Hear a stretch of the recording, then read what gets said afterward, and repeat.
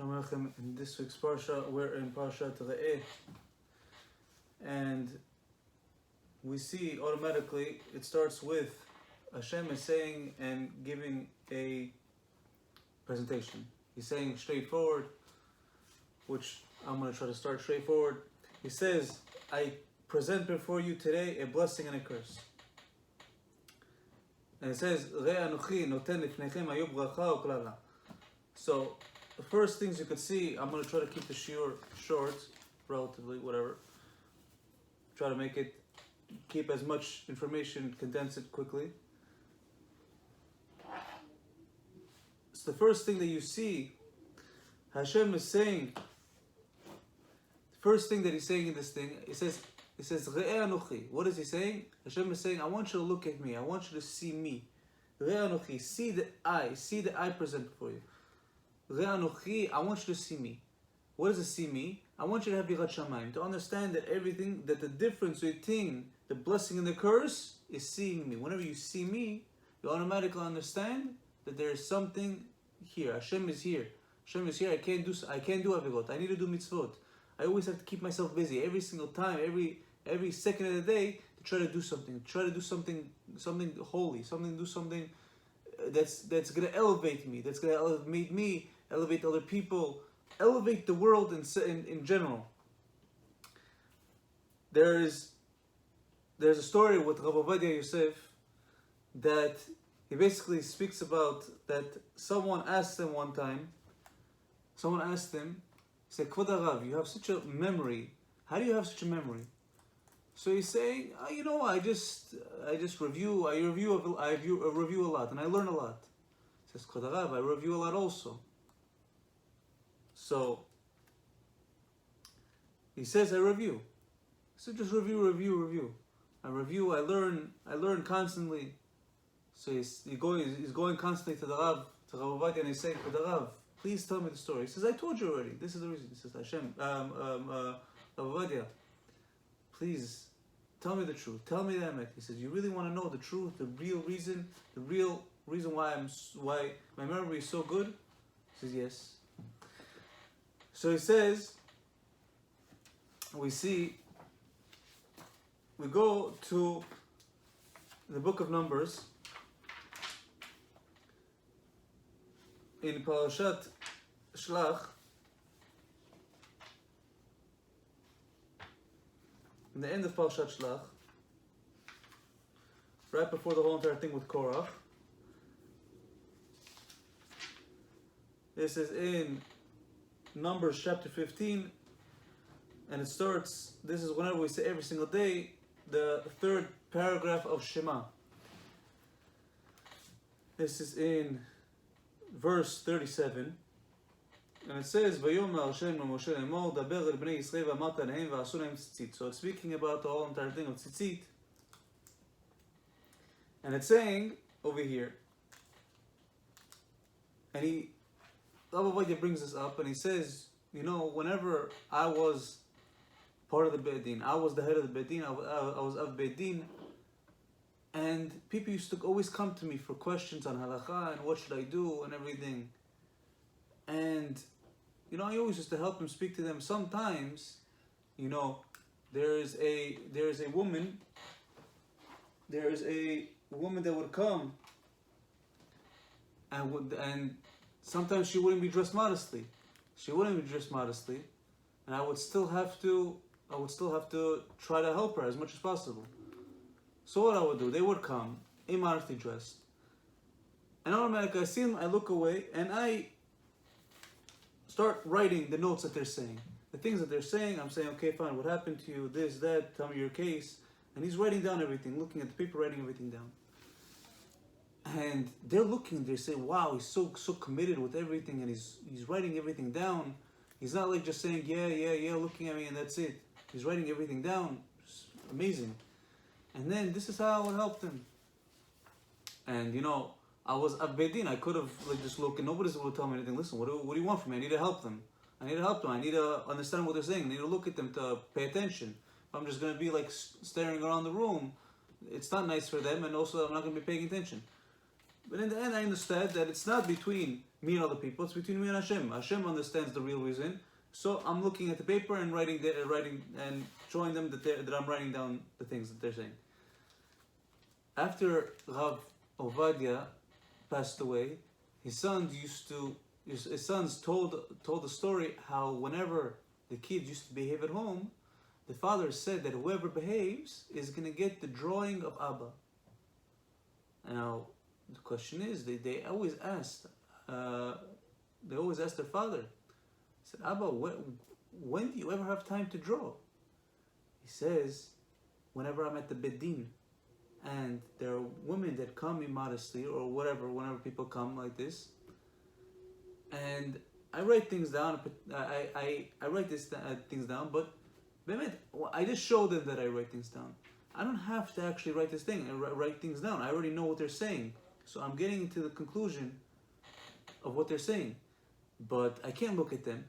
So what do? At the time, what can I do? Well, at that time, I sit down and I draw things. So at this is the time that I have to draw things. So he says, so what is the secret of me understanding, me remembering all my Torah? What does this have to do with Rav Ovadia remembering his Torah? So he brings this pasuk, Lamed Tet, verse 39. It says, "Vaya lechem et tzit uritem oto uschartem et kol mitzvot Hashem." So he says, in this pasuk, it says that you may see it and remember all the commandments of Hashem. So he says, when would you remember your Torah learning? It's not only whenever you review. Because we see many times that if you review, you still don't get it. When do you actually hold on to it? Whenever you have the Yirat Shamayim. What is it that you say, Hashem says, when do you want to remember my Torah? When are you going to remember my Torah? Ovadia explains, Uleitem oto. Who's oto? Hashem. Whenever you see him, everywhere you go, everything you do, you see Hashem. You see him, Uschartem et kol mitzvot Hashem. Then you remember everything that it says in Hashem's Torah. Once you remember what Hashem says, then you're going to remember the Torah. So that's how Rav Ovadia remembered everything he learned. He says, Hashem is in front of me. I have to know, I have to review, I have to always wash my eyes. I can't do something that, if Hashem is right in front of me, the king is sitting right in front of me, is right in front of me, standing in front of me.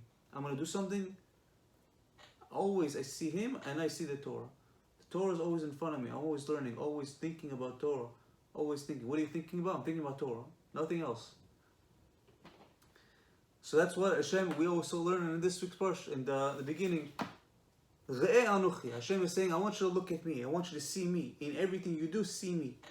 Have Yirat Shamayim. A very interesting thing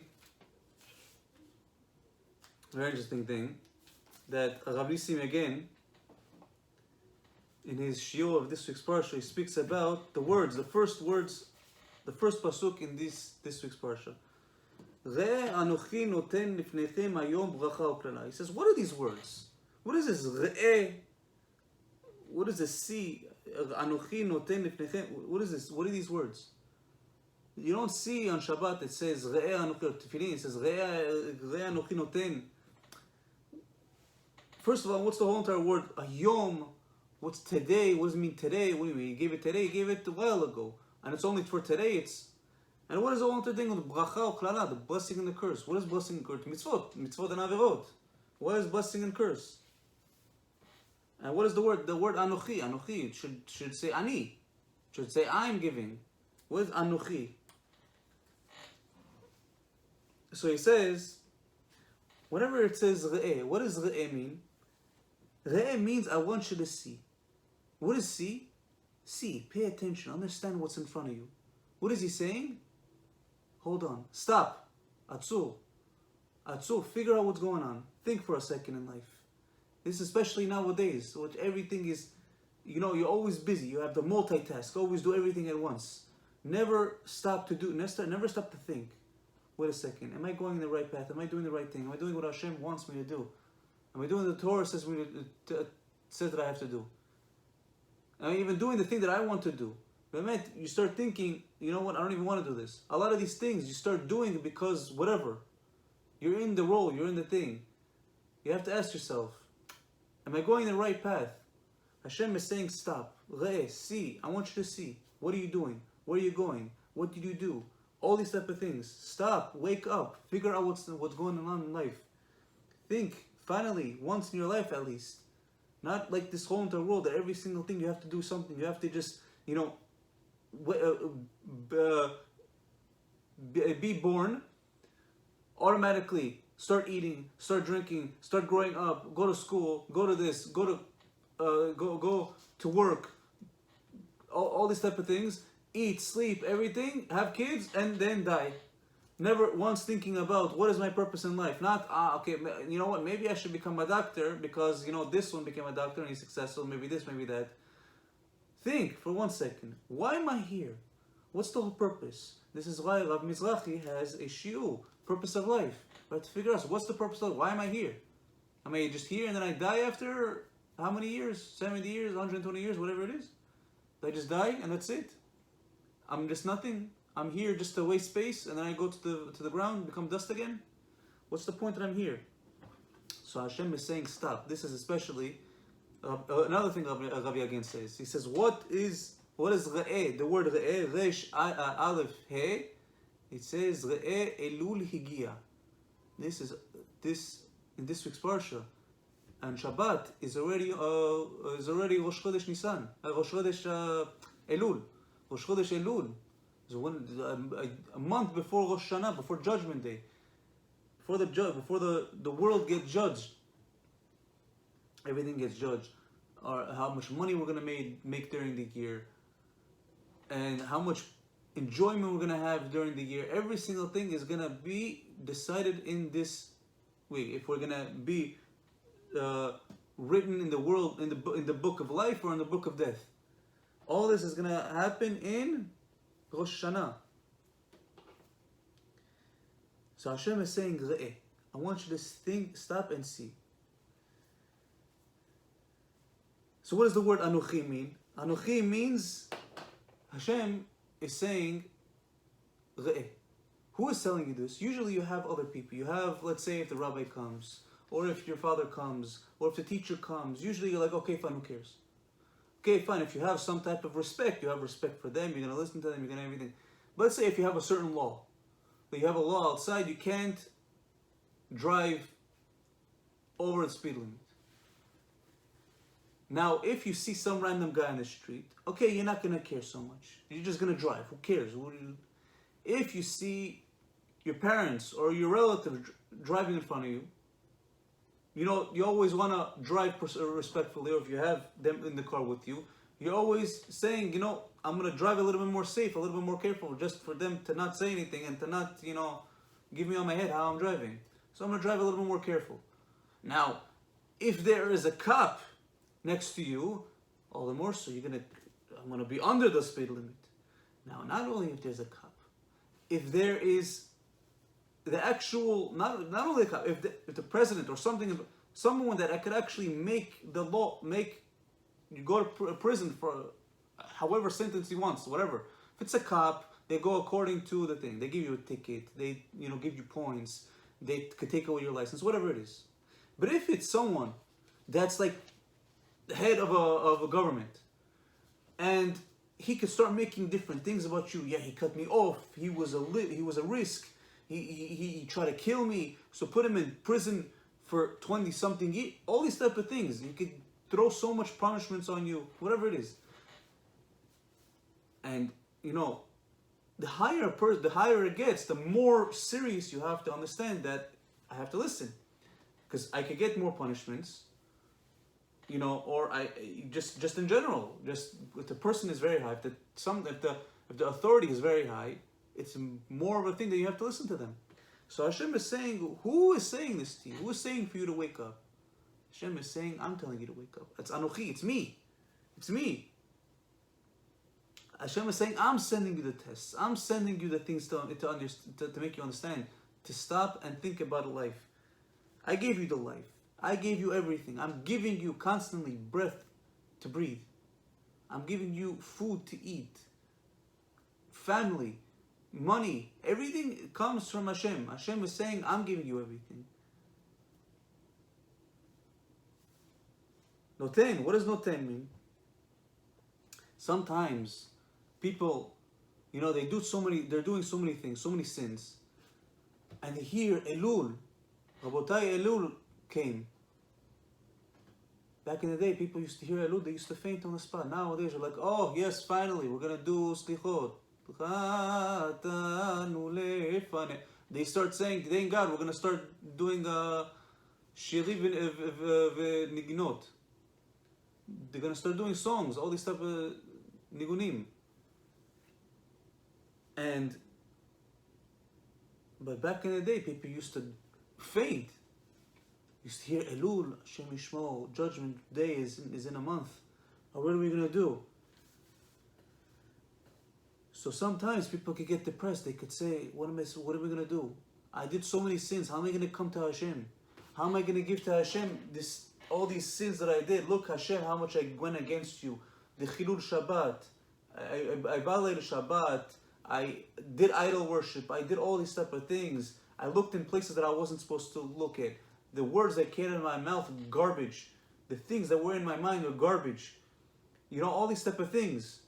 I woke up at 11 o'clock. I can't believe I missed Kriyat Shema. All these type of things. Even if it's the small things, how we learned from last week's Parashat Ekev, it's the small things. Someone's going to say, you know how many small things that I have? You know how many small things that I have? I can't think of it. It's too much. Too much. Small things that I think, it's not a big deal. I spoke Lashon Hara over here.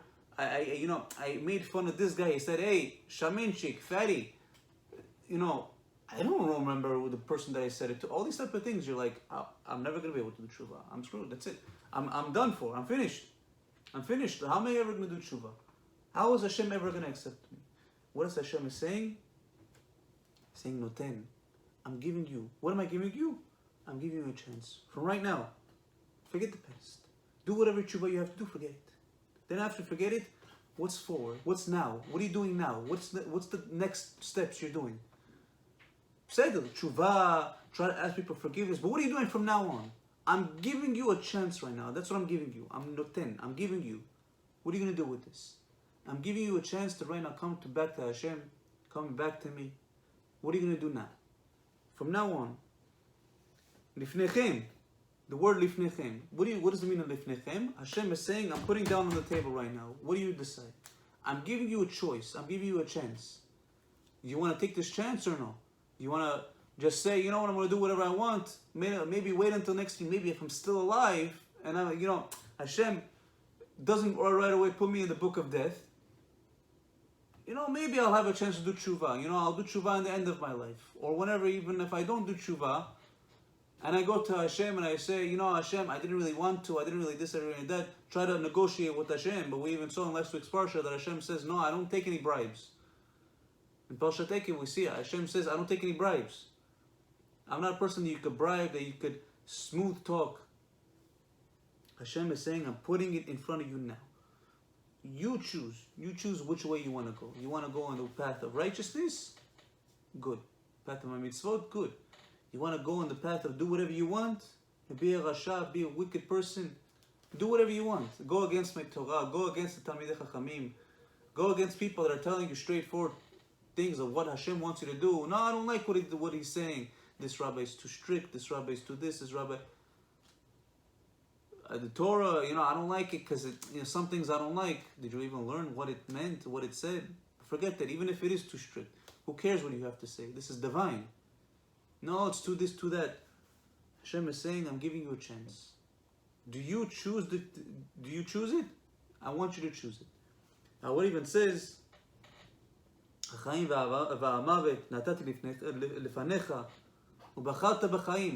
is saying, the life and the death I put before you. I want you to choose the life. Hashem is saying, I want you to choose it. I'm putting it in front of you. I'm putting you the choice in front of you. I want you to choose life. Hayom. What is the word hayom? Hayom, sometimes people say, are you crazy? You want me to do teshuva? I can't do teshuva. For the whole life, I have so much to do. How can I do teshuva? How can I guard my eyes every single day for the rest of my life? How can I guard my thoughts every single day? How can I wake up every single day to put on tefillin, to do shacharit, to do shema on time? How can I do all this?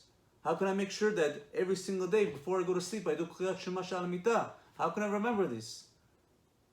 How can I do this for the rest of my life?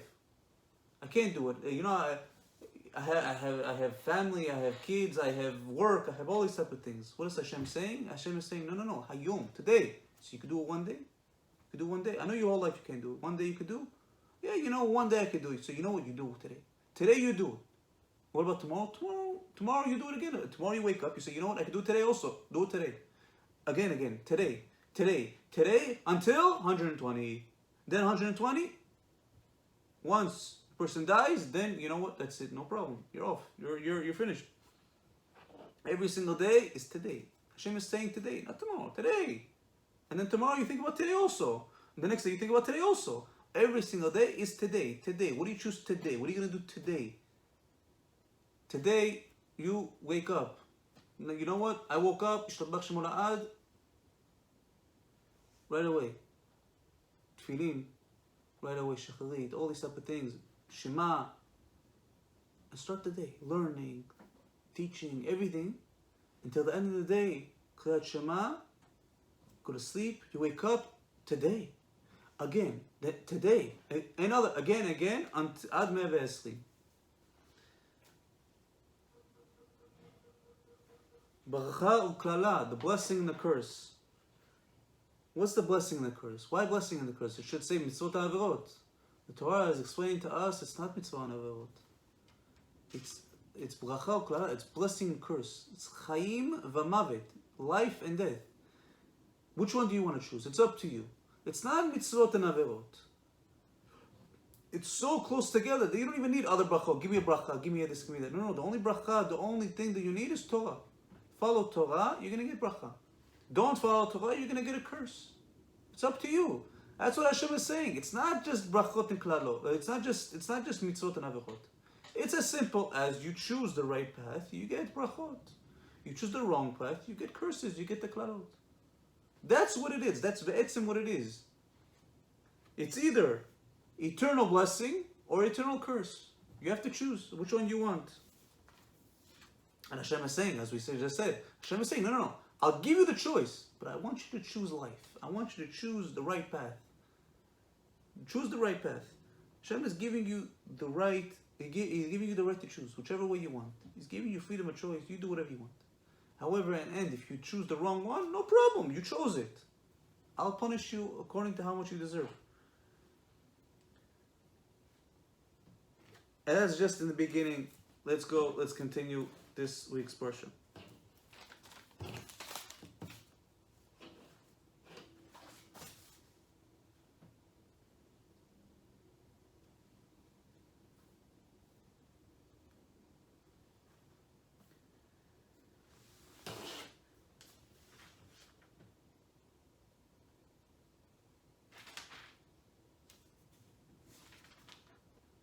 So now we have over here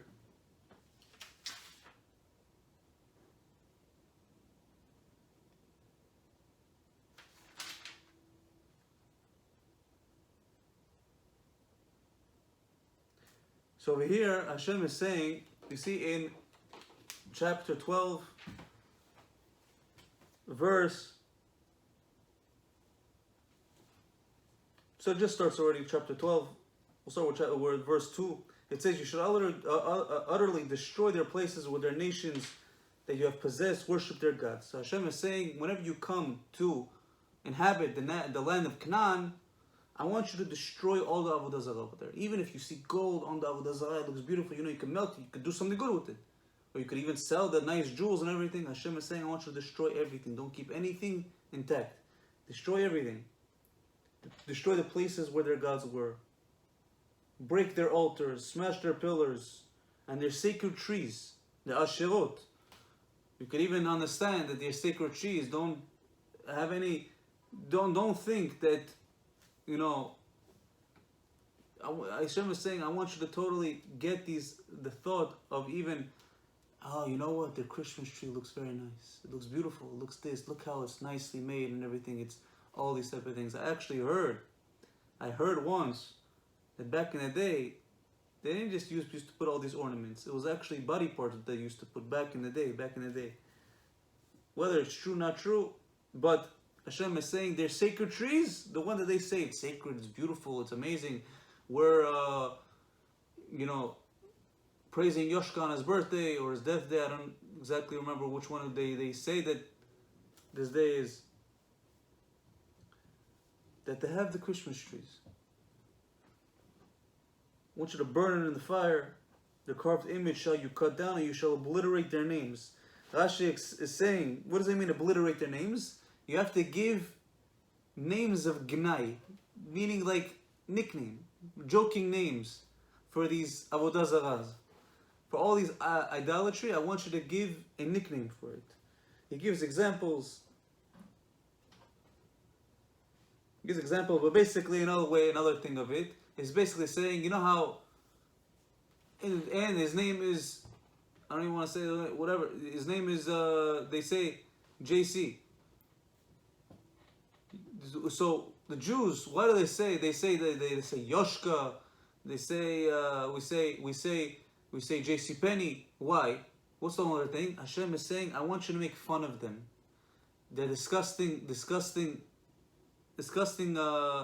idolatry. Make fun of these idols. If it's some type of if it's, I don't know, some type of thing that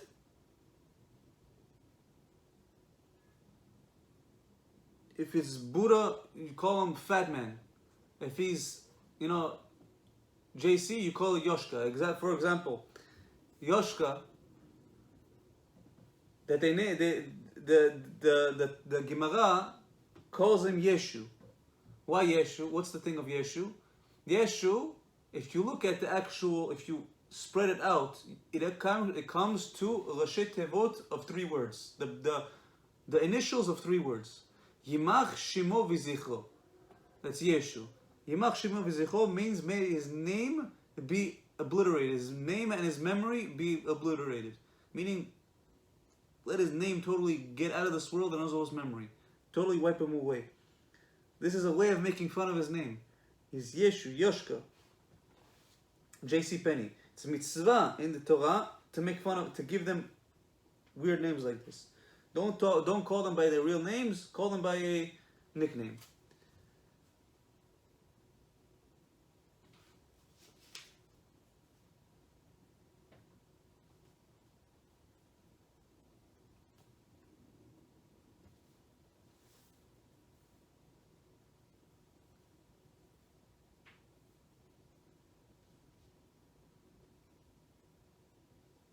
So it said, now it brings, first of all it says, do not do this to Hashem your God. Any of these type of things, you should not think, okay, you know what, I'm going to do this type of thing to Hashem. That's one reason why we don't say, first of all, we can't destroy Beit HaMikdash. There's a Beit HaMikdash we cannot destroy. There's one Beit HaMikdash, not Beit HaMikdash, there's one Beit Knesset, Hashem Yishmol, that was recently broke down in Queens, Regal Park area, a very nice Beit Knesset, Ol Natan, that used to be a movie theater. And this one Jew, unfortunately, that owned the land, he told the people, you have to leave from the Beit Knesset, get out. He said, we can't. What do you mean? It's a Beit Knesset, it's a holy place. You know how much shiurim, you know how much prayers happen over here? You know how much Torah we learned over here? He says, I couldn't care less. Everybody out, I'm destroying this place. In the end, they were forced evacuated. They moved, thank God, to the next block. Already built a very nice shul over there. But this guy, this wicked Jew, threw everybody out and destroyed the place. I looked at the place, mamash, it was right before Tisha B'Av. Right before Tisha B'Av, whenever the Beit HaMikdash was destroyed. It's complete issur to destroy these type of things. And also, it's a thing that we cannot use Hashem's name just like that. We cannot say Hashem's name whenever we feel like it. The name Yud Ke Vav Ke, we cannot just say it. That's all we say. We say Hashem. Hashem, the word Hashem, literally means the name. because we don't want to just say the name whenever it's not. He's not our best friend that we can just say his name whenever we want. He's our God.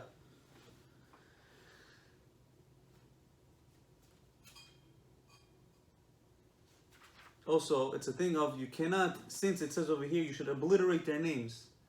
You cannot have Hashem's name to be erased. You cannot, if you have Hashem's name written, either in a book or in a Sefer Torah or in whatever it is, or even if you write it just like that, you cannot erase it. Even I believe there was one person that got in the back, crazy, very crazy, that he got the whole sentence, Shema Yisrael Hashem Elokeinu Hashem Echad, in his back. Tattoo on his back. It wasn't religious, whatever, but he had some type of belief, whatever. So he got Hashem, he got Pasuk. What connection? You're saying, I'm praising God, but I'm doing something against God. And you know the stupid thing is, even if he does teshuva, he can't erase it. Because he has Hashem's name on it. He has Yud Kei Vav, he can't erase it. He can't erase it.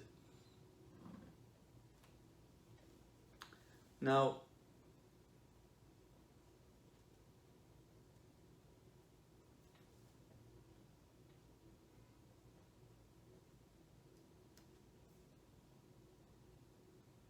we're gonna speak a little bit more about this. It's very interesting something.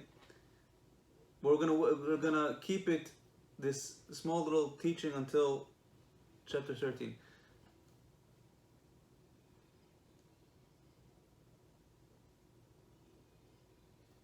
Now it brings up the thing of private altars. Now there's a prohibition in the Torah that whenever you get into the land of Israel, whenever you have a settled place in the land of Israel, for the altars and everything, you cannot build your own altars. Back in the day, at the time of Abraham and all these type of things, before we got the Torah, we could, basically any person that wanted could make their own altar. If I want in my backyard, I would be able to make an altar.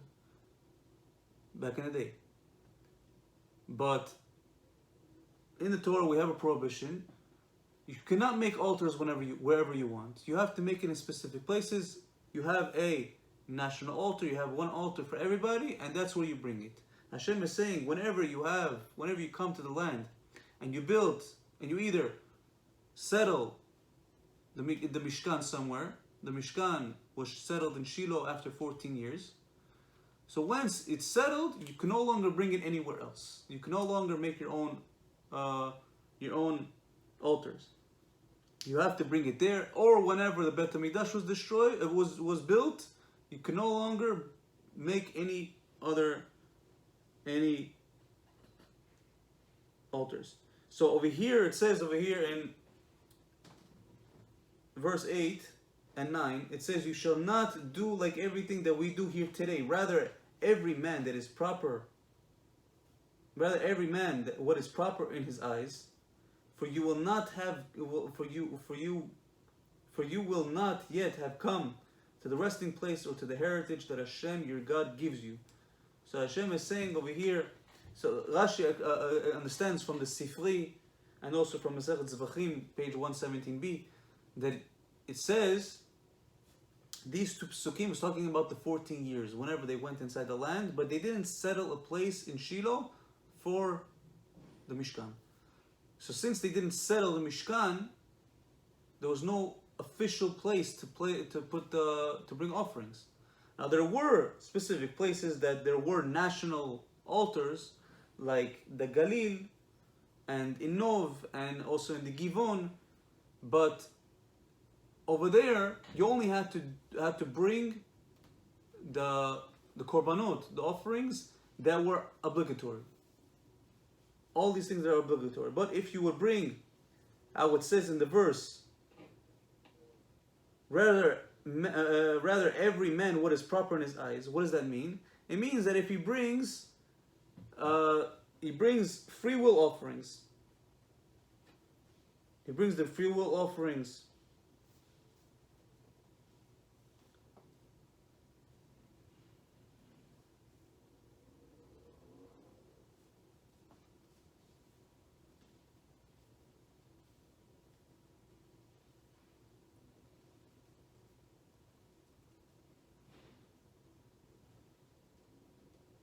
Nedarim and Nedavot. You bring the Nedarim and Nedavot, you were able to bring it in your own altering, but in your own altars that you made, your own bamot. But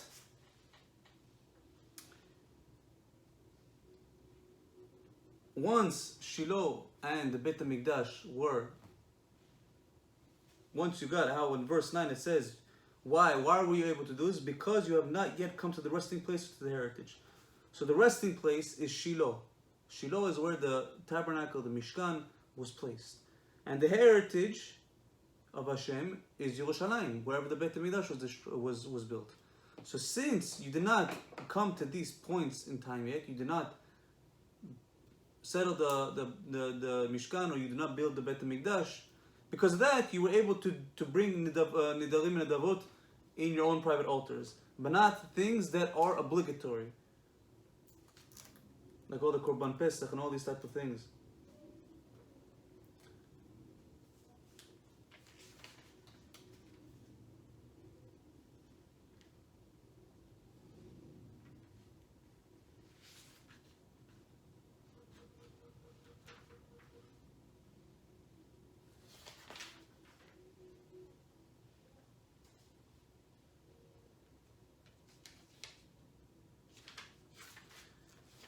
Okay.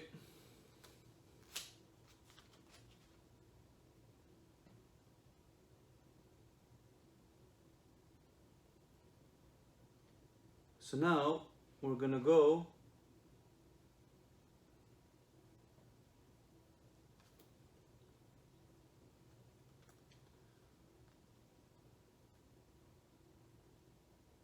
so now it says over here, we're going to go right away to verse 20.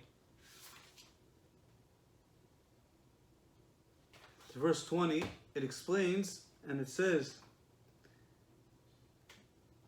that whenever you're in Yerushalayim, whenever they come to Yerushalayim, Hashem says that if you would say to yourself that I want to eat meat, He says you could eat meat. Before we came to Eretz Yisrael, if someone wanted to eat meat, what would he have to do? He can't just slaughter meat and that's it. What he had to do is he would have to bring the meat as a peace offering, as a korban shlamim to the Beit HaMikdash, to the Mishkan. He would have to bring as an offering as a shlamim, and then he would be able to take the meat and eat it. That's the only way that you would be able to eat meat. So Hashem is saying, whenever you get into the land of Israel, you don't have to do that anymore. You don't have to do that anymore. You could slaughter meat completely in your backyard. If you want to just eat meat, you don't have to bring it on an altar, bring it as a sacrifice, bring it as anything. You could just simply slaughter the meat and you can eat it.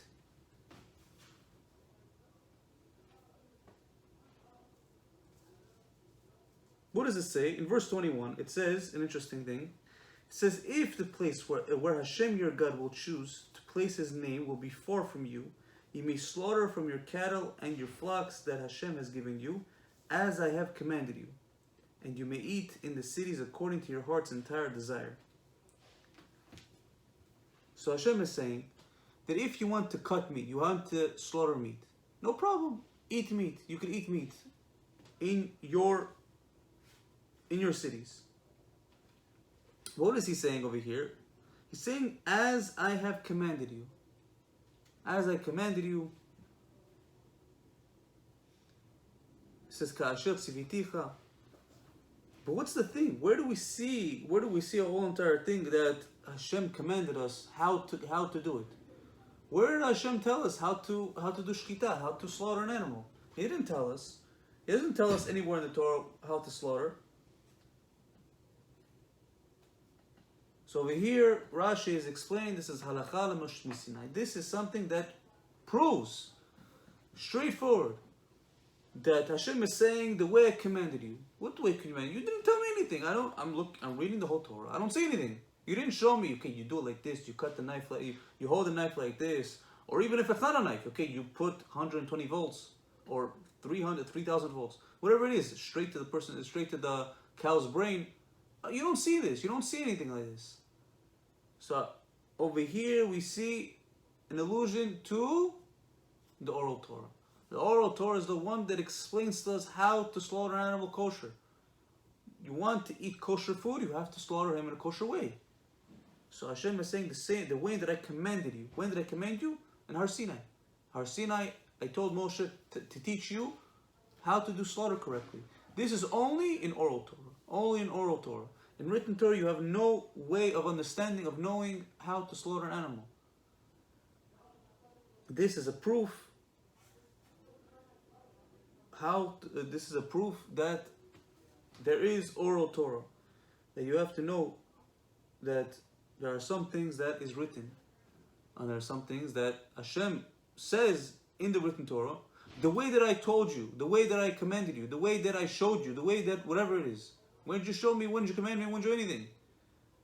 That is whenever I commanded you in the oral Torah. In the oral Torah, that's how you will know how to slaughter an animal.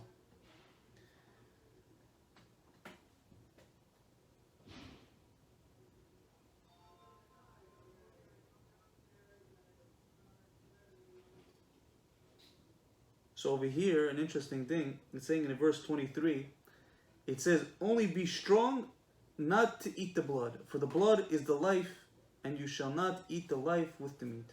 So first, this is where we have the prohibition to eat evel minachai, meaning you cannot, if you have a nice, like a goat or a sheep or whatever it is, or a cow or any kosher animal, you can't come over to it and say, you know what, I want to eat just the leg or just the ear or just whatever it is. So you come to it, you rip it off and you eat it. You cannot do that. Because it says over here, you should not eat the life with the meat. The blood, since the blood is still going inside and still alive, it's considered it's considered a body part that was ripped off from an animal. You cannot eat it. The animal's still alive. You need to do it in kosher way. You need to slaughter it. Technically, not even technically, even goyim are not allowed to. Non-Jews are not allowed either, because this is already one of the 7 Noahide laws that we see in Parashat Noach. Other than Parashat Noach, we got it again, because even though humans in general, the Gentiles, are not allowed to eat it, the Jews still have to get their own thing, their own place where it says don't do it. Same way we have in the 10 Commandments, it says don't murder, don't kill. The non-Jews have it somewhere else. Whenever it says shofech dam adam ba'adam damo yishafech, whenever it says after Noah came out of the ark, Hashem says don't kill anybody. But besides that, we know it because it says in the 10 Commandments. The non-Jews don't have to keep 10 Commandments. Actually, they can. They're not allowed to. They're not allowed to keep the commandment of Shabbat. Shabbat they're not allowed to keep. It's considered stealing. Rambam says it's considered stealing. That if a non-Jew keeps Shabbat, it's death penalty because he's stealing, and stealing is one of the 7 Noahide laws.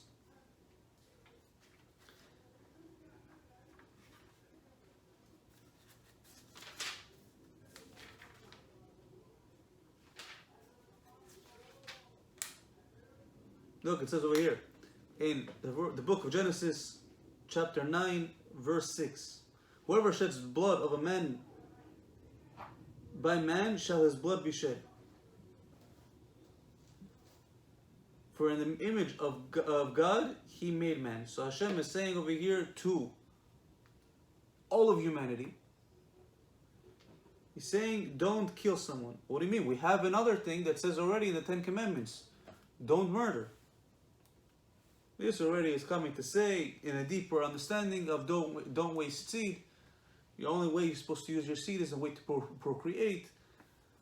That's in the way we understand that even the non-Jews are not allowed to waste seed. But we have it again. So even though we had one of the commandments that Hashem said that one of the 7 Noahide laws is don't eat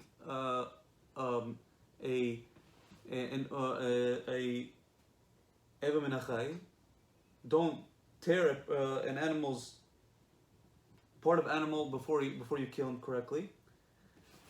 It's saying over here also, specifically for the Jews, it's saying again,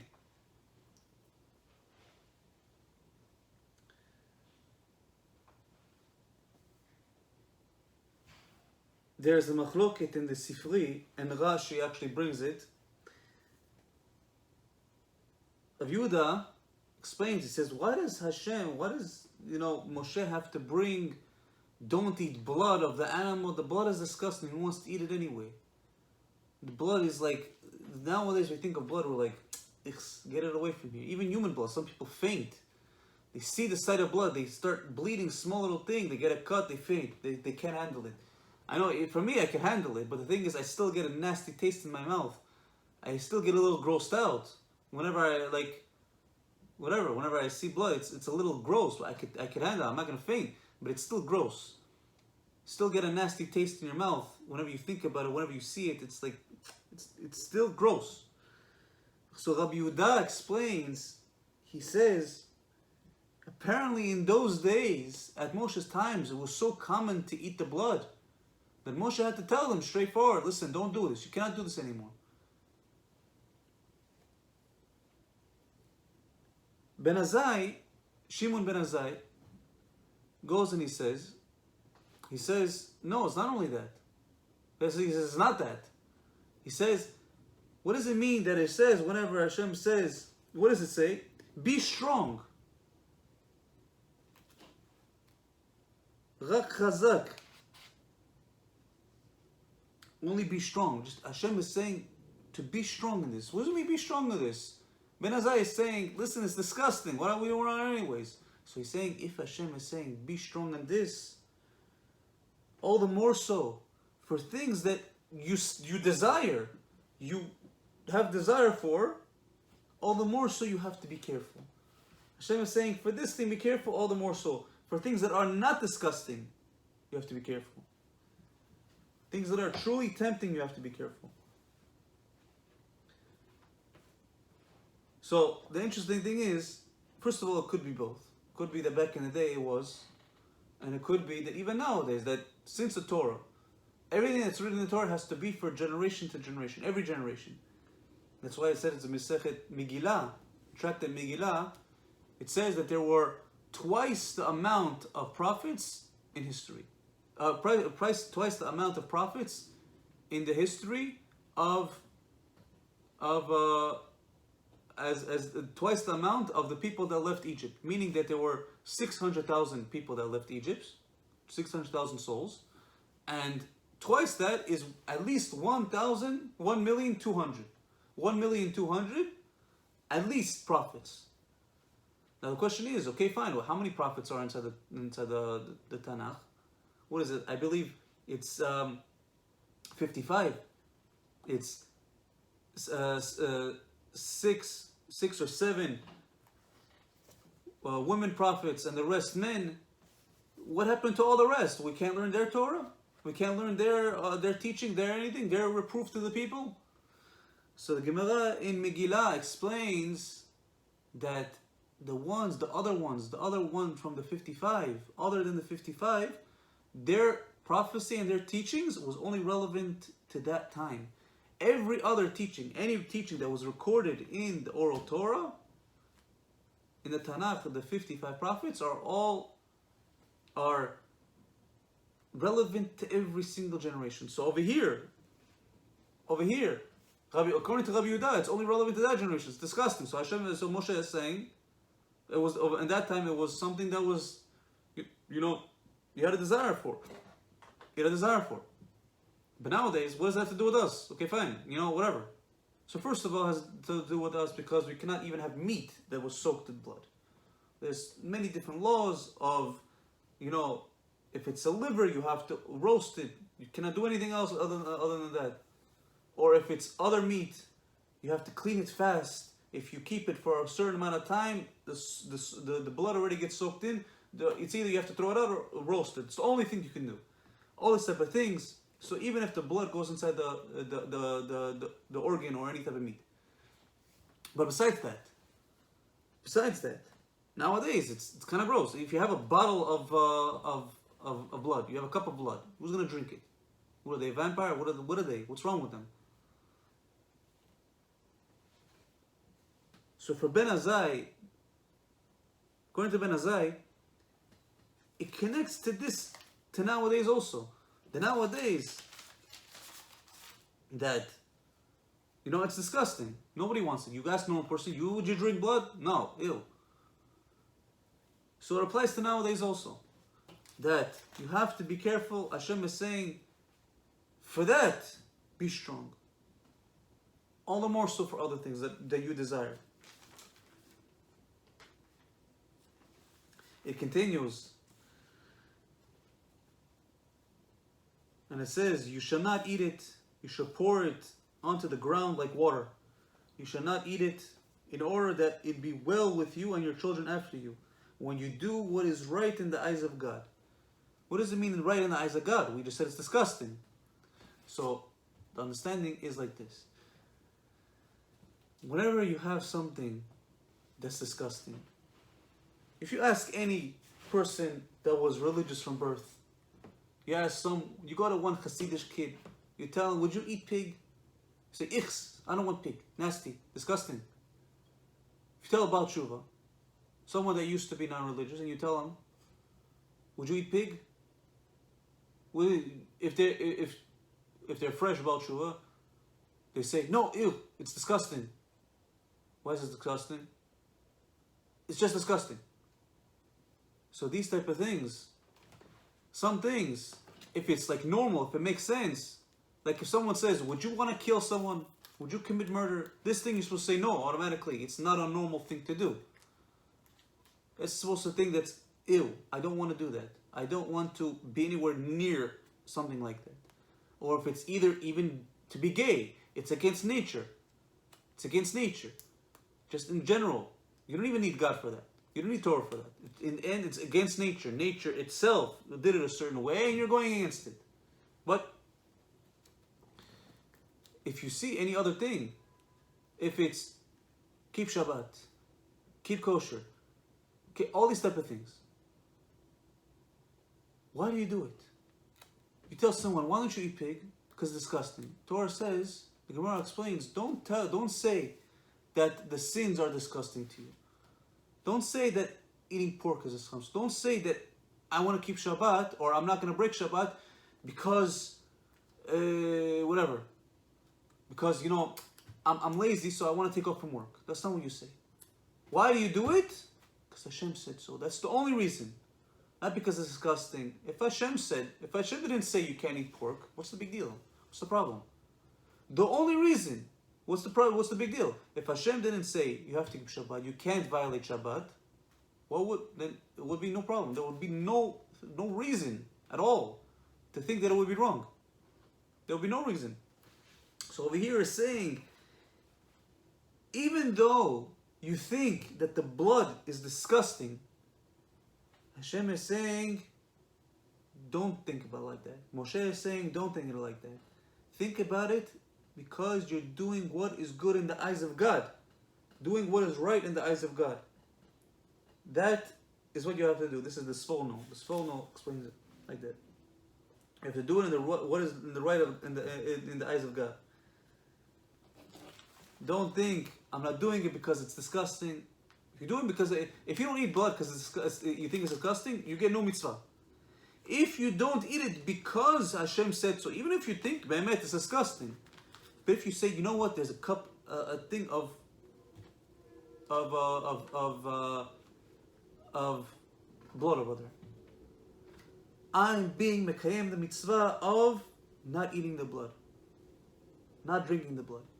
You get a mitzvah at that moment. But if you just say, ichs, you walk away, you get no mitzvah. You always have to think, Hashem told me to do it. Hashem told me this is the right path.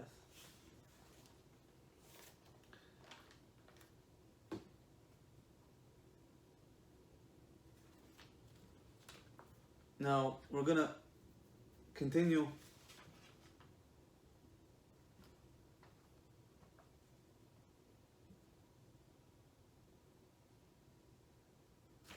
We have a lot to go.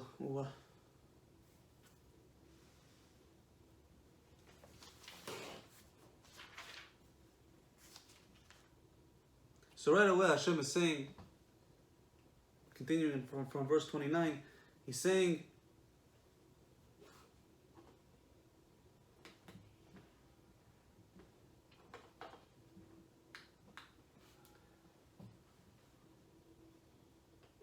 in verse 29,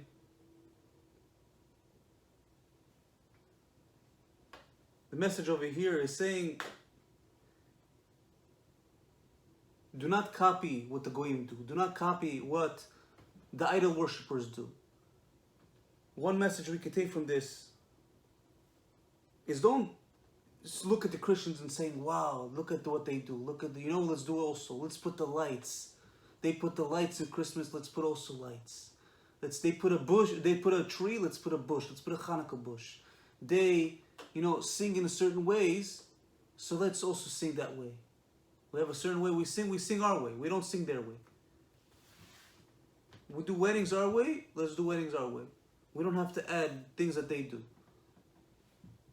Hashem is saying, don't do that way. It says, you shall not do so to Hashem your God. For everything that is an abomination of Hashem and that He hates, have they done to their gods. And even their sons and their daughters they have burned in the fire for their gods. This is the Avodah Zarah that we spoke about earlier, the many shirim ago, called Molech.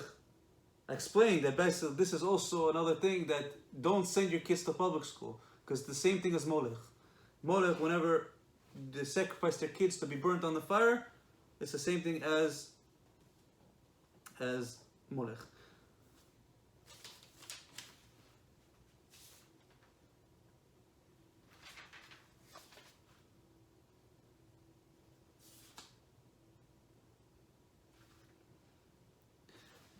In chapter 13, we see all things about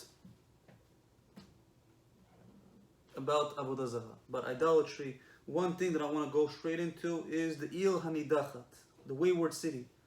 So if they find that the majority of the city is idol worshippers, they destroy the city. One interesting thing that I see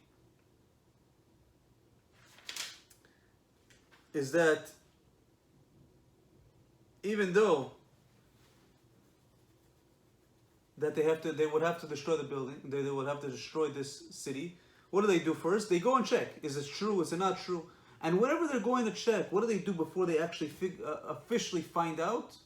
What do? They try to do kiruv. Try to tell people, do kiruv, come back to Hashem. At least you save, you come. Like, whatever it is, try to save as much people as possible, do kiruv. Once you find out, That's it, the whole entire city gets destroyed. But you at least try to do everything you can. Why? Because it says in verse 13, it says, if in one of your cities that Hashem your God gives you, in which you dwell, you hear saying, lawless men have emerged from your midst, and they have caused the dwellers of their city to go astray, say, let us go and worship the gods of others that you have not known. You shall seek out and investigate and inquire well, and behold, it is true. The word is correct. This abomination was committed in your midst. First of all, you have to go and check. Go and check. And you try to help people do teshuva. Once you find out, the city gets destroyed. You destroy everything. You don't keep anything. What does it say? Lay it to waste everything that is in it. Even the animals, everything. And even all of the treasures that you get from that city, you have to take it and destroy it. You cannot say, listen, I like it, so I'm going to keep this. Nothing. Take it, totally destroy it. And it says to make it a heap. Make it a totally complete destruction zone. That it's a complete pile of rubble. And what does it say? It shall not be rebuilt. In the end of verse 17. And again it says, do what is right in the eyes of God. Now the interesting thing is, over here it says, the Or Chaim explains usually what happens whenever, especially nowadays with all these video games, what happens whenever someone gets too much into all this violence and everything? What happens to him? He starts getting numb. He starts getting numb to all this blood, to all this killing, to all this thing. So it drives him. He has to do it again. He has to feel it again. Any type of desire, he has to feel it. So what is Hashem saying? Hashem is saying in verse 18, it says, no part of the banned property made here to your hand. So Hashem will turn back from his burning wrath. What does it say? He will give you mercy, and the merciful one will multiply you as he swore to your forefathers. So what does it mean? Hashem, you might think that you're going to become crazy, you're going to become insane. You're going to see all this blood, you're going to become a merciless person. Hashem is saying, I'm going to give you mercy. I'm going to instill mercy into you. Don't think that this will change you, who you are. Am Yisrael is merciful. We're merciful people. Whenever we want to do these type of things, we have to destroy a whole entire city. Hashem is saying, I want to put mercy on you. Don't be worried. Don't think you're going to become a crazy person, you're going to become a madman, and you're going to start destroying other places because of this. Hashem, the Torah says, Hashem will infuse new feelings of sensitivity and compassion into you, and mercy. And it says again, when you do what is right in the eyes of Hashem your God. Do what is right. Hashem says to do it, do it. Don't think, we have to be nice, we have to be... Sometimes you have niceness, kindness. Sometimes you have to have cruelty. Hashem is saying over here you have cruelty. Sometimes you have to show a little bit of, you have to show a lot of humility. Sometimes, especially as a leader, or especially as a, you have to show some gava, some pride. As a Jew, you have to be proud to be a Jew. You can't be to the goyim or to the wicked people, oh, you know what, I'm nothing. Do whatever you want with me. To the wicked, to the goyim that are trying to go over you, you have to show that you have some pride. You're Talmid Chacham, you have to show some pride that it says in the Pasuk, the thing to know, whenever you know God, that's the one that you have to be proud about. Sometimes you be merciful, sometimes you be completely cruel.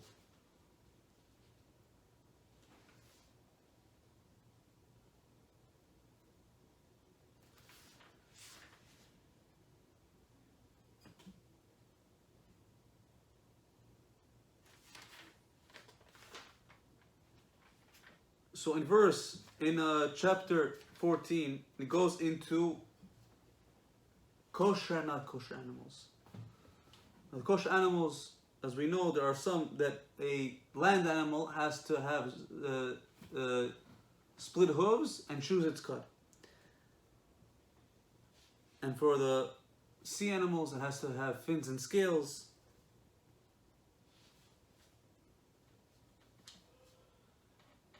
And there are certain birds that it says that we're not allowed to eat, but all the other ones are allowed to eat. It says it brings in the verses, it brings 4 animals that are special. Why is it special? Because as we just said, there are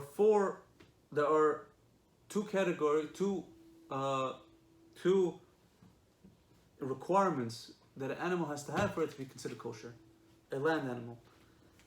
And it says split hooves and chew its cud.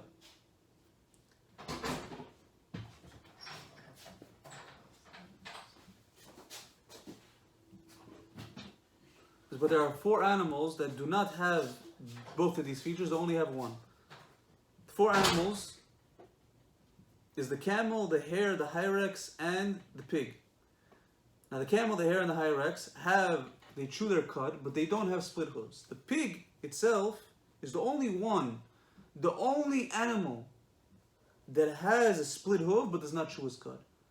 But what's the interesting thing is, first of all, this itself. In this part of the Torah, Hashem is right now taking, so to speak, a big risk. If the Torah was written by a human being, is he out of his mind to write something like this that someone could easily disprove if they find another animal? And no matter who you are, no human can know every animal, especially back in the day. And not only that, also no future animals that you might crossbreed, this, that, whatever it is. But over here in the Torah, Hashem is saying, why? Because Hashem knows. Hashem created every animal. He knows the future. He knows the past. He knows everything. Hashem is writing straightforward. Don't think it's a human that wrote the book. Don't think it's something whatever. It's 100% divine. I created it. I know what's there. So Hashem is saying there are only going to be 4 animals throughout the whole entire history that have only one of the 2 signs. This shows that the Torah is given by God. God created animals, and God could list animals that was, will, and always and will be animals. So he goes and he says the pig has split hooves, but does not chew its cud. So the pig, what does the pig do? Usually, a lot of times, whenever you see the pig, what does he do? He likes to roll around in the mud. What does he do? He takes his split hooves and he puts it up in the air. What does he say? Look, look, look, I'm kosher, I'm kosher. The pig is basically saying, I'm kosher, screaming I'm kosher, because he's picking up his legs in the air, his split hooves. But Hashem is saying, don't fall for this. Outside it looks kosher, inside it's not. This is all the things. Sometimes you see people that look like Jews. They have the big beard, they have the strimel, they have black, everything, black and white, everything, but they're complete nastiness. You read the Torah, you understand who they are. You're like, this is Torah, what is this? This is disgusting. There's no connection to the Torah at all. This one has a beard and payas and strimel and everything, and he's talking about how you have to love Jesus, you have to love Yoshka. Disgusting word that just came out of my head. Disgusting person. You have to believe in Yoshka, you have to worship. This is Judaism? This guy is like the pig. This guy looks kosher on the outside, but on the inside, it's all taref. It's all not kosher at all. It's all impure. And this is actually goes in the beginning of verse of chapter 13. How it says, if your brother, the son of your mother, the son of your daughter, or the wife of your bosom, or your friend who was like your own soul, will entice you secretly, saying, let us go and worship the gods of others that you did not know, you or your forefathers, from the gods of the people that are around you, those near to you or those far from you, from one end of the earth to the other end of the earth. You should not accede to him, you should not hearken to him, your eye shall not take pity on him, you should not be compassionate nor conceal him.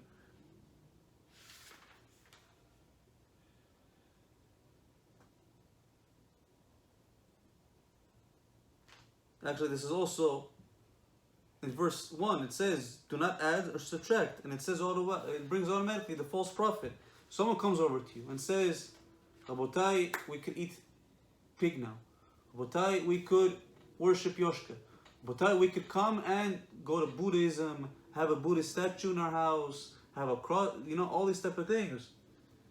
Bow to the cross. And all this, this is, the person can look real in the outside, but could be completely fake outside. He could even do signs, do all these things that the verse says. In the inside, he's completely disgusting. And there is a prophecy that before Mashiach comes, the Chachamim explain, and they say, pig will become kosher. Now, what does that mean? There's an explicit verse in the thing. It says, don't think about the pig. It's unclean to you. It says, from their flesh you shall not eat. You should not touch their carcasses. What does that mean it's going to become kosher? So the Mefarshim explain, what does it mean it's going to become kosher? Before Mashiach comes, who's the pig? The pig is Esav. The pig is Esav. That they act kosher, the Christians, they act kosher, they act everything. But what's going to happen? Before Mashiach comes, a lot of them are going to come out of Christianity and see the truth, see the emet. They're going to wake up. They're going to see the re'eh. They're going to say, re'eh anochi noten lifnechem bracha uklala. They're going to see, wait, why am I here? How does this make sense? New Testament makes zero sense. There's many mistakes. Come back to the Torah, understand, learn everything. It's perfect. This is divine. So what does it mean? The pig the Christians, the ones that are going to see the truth, what are they going to do? They're going to become kosher. They're going to become either converts, or they're going to become Noahites, keep the 7 Noahide laws, righteous Gentiles. And that's how they're going to become kosher. The pig, Esav, Christians, they're going to understand the truth, they're going to become kosher. That's what it means.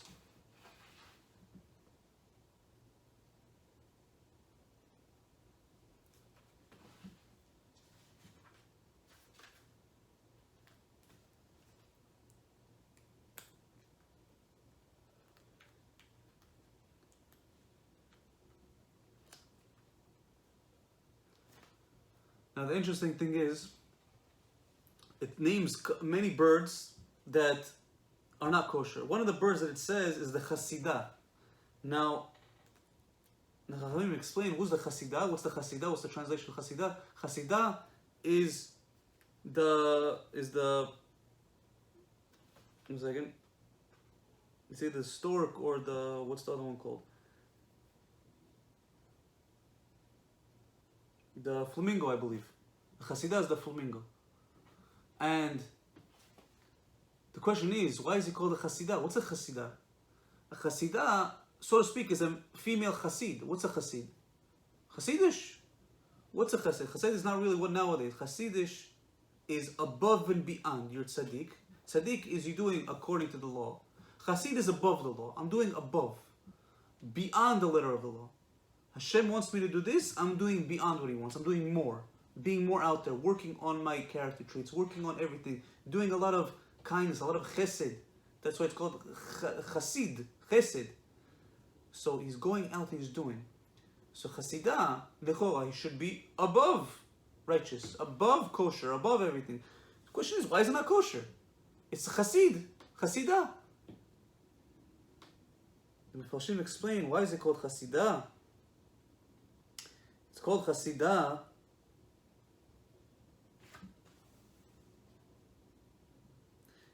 chasidah because usually what a chassid does, and even you could see this in, a lot of times nowadays. Chas v'shalom, we're not saying lashon hara about the chassidim. The chassidah, what does he do? It's kind. Of course, it's very kind. It does a lot of chesed. But who does he do chesed to? It does chesed to its own people. To its own people. Whenever you do it to your own people, to people like you, to people, to the chassidim, to the chassidah, to the flamingos, storks, whatever it is. If you do it only to your people, it's not real. It's not 100%. When you have to do it, you have to do it to everybody that deserves it. Everybody that has. Going outside of everything. That's why there are many chassidim that go outside. They go to the Bukharin community. They help. They help people do teshuva. They help people just to learn. You want to learn? Come, we'll learn. We'll learn. Learn about HaShem. Learn about the Torah. Learn about all these type of things. They go out, they help out. But the ones that just help their own people, it's incomplete. It's not complete. So because of the chasidah, it doesn't actually go out and help others, other species, other animals, then this is not kosher. It's not kosher. If you're only within you, within your people, it's not. You're only helping within your people, it's not kosher. It's not good.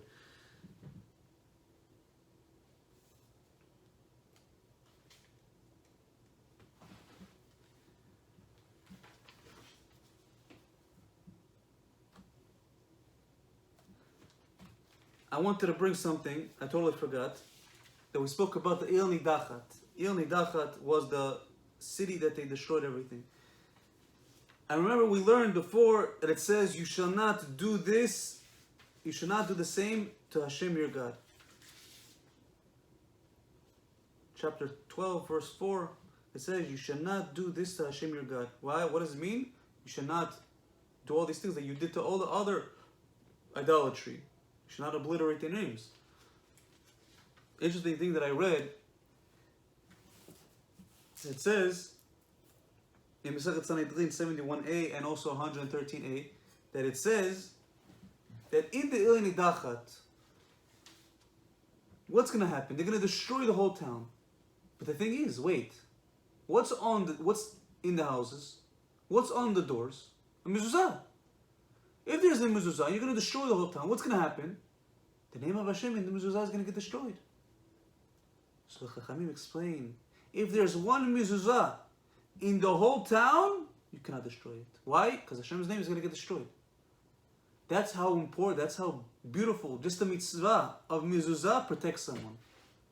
Just to protect the whole entire nation, the whole city. Just for the mitzvah of mezuzah, for Hashem's name not to get destroyed, the city's not going to get touched. The city's not going to get destroyed. And beautiful. It shows how important it is. First of all, to understand how important is Hashem's name. Don't erase it. Don't treat it lightly. Don't speak it lightly. Don't treat it with respect. Also, the mitzvah of mezuzah. Besides the mezuzah, you put on the door.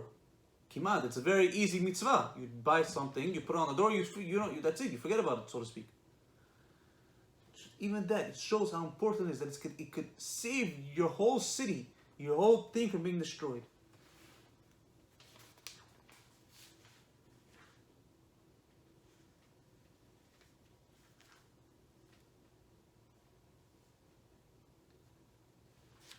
And now we go to one final thing.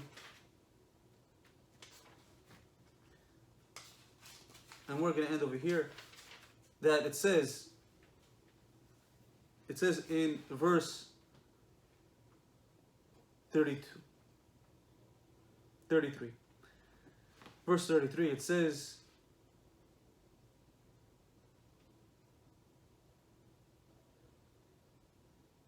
I'll go a little bit inside the thing. In the end of verse 23, it says, so that you will learn to fear Hashem, your God, all the days.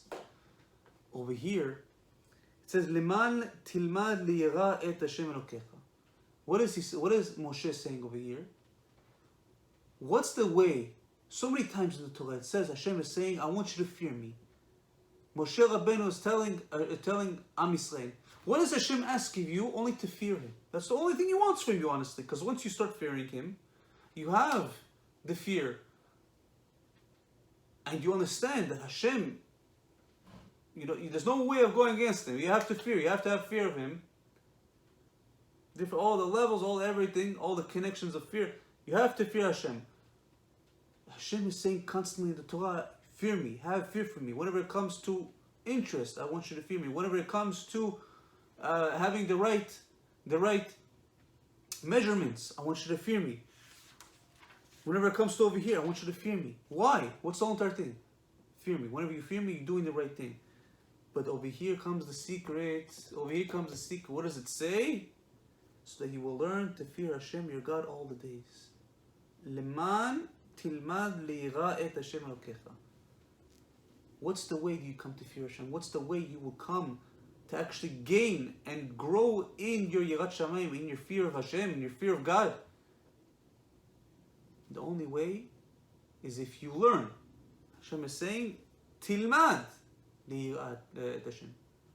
The only way to learn how to get real, true fear of God, not just, I fear God. Okay, do you learn? Do you do anything? I learn once in a while. Do you love God? Yeah, I love God. Do you do anything that He says? Why are you immodest? I love God in my own way.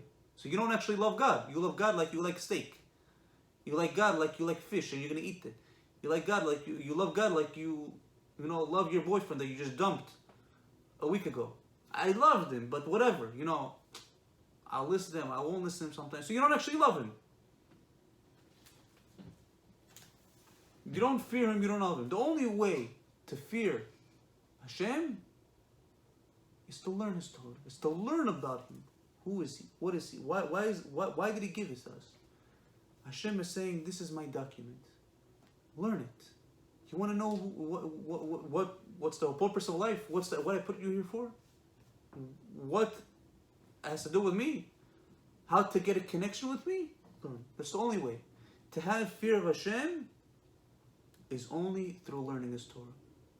And that's how we're going to get to the fear of Hashem, true fear of Hashem.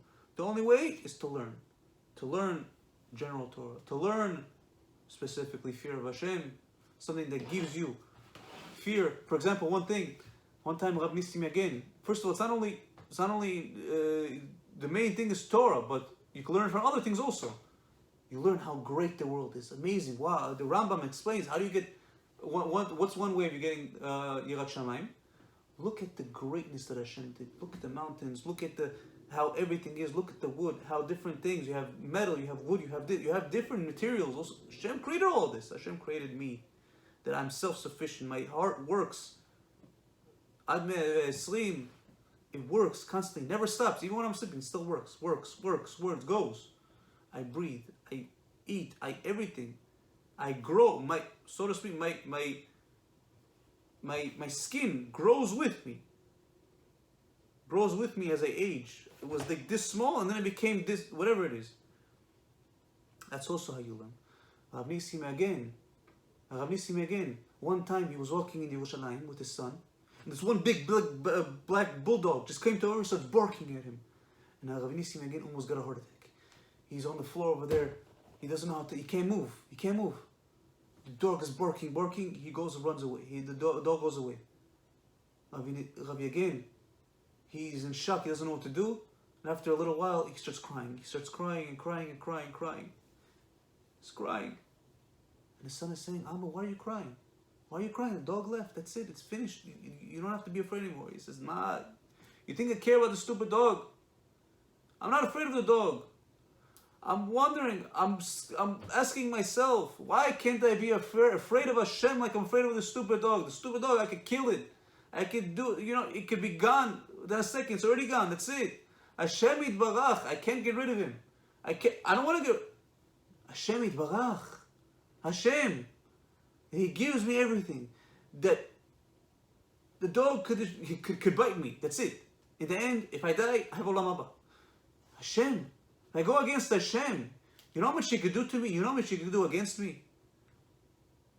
Everything is in His hands. And I'm not going to be afraid of Him. I wish I could put the fear, at least the fear that I have of the dog, at least put that to Hashem. Install it into the fear of Hashem. He says, why can't I have that type of fear of Hashem? Mashiach Hashem would be zocheh, at least a small amount of that fear. Any type of fear that we have. Sifrei Hasidim explained that any type of thing you're supposed to start understanding. Look at the snakes, look at the scorpions, and think about anything that gives you some type of fear. And say, these type of things, I could kill them, I could destroy them. Something, I could take a rock, throw it at them, and that's it, they're gone. Hashem, there's no way. There's no way. You start thinking, you start saying, I need to apply it to Hashem. Think about things that scare you and apply it to Hashem. Whenever something scares you, say, B'ezrat Hashem, this gets installed into my fear of Hashem. Always learn, always grow in your Yirat Shamayim, your connection to Hashem. B'ezrat Hashem, we be sochet the Yirat Shamayim to work on it constantly. Amen.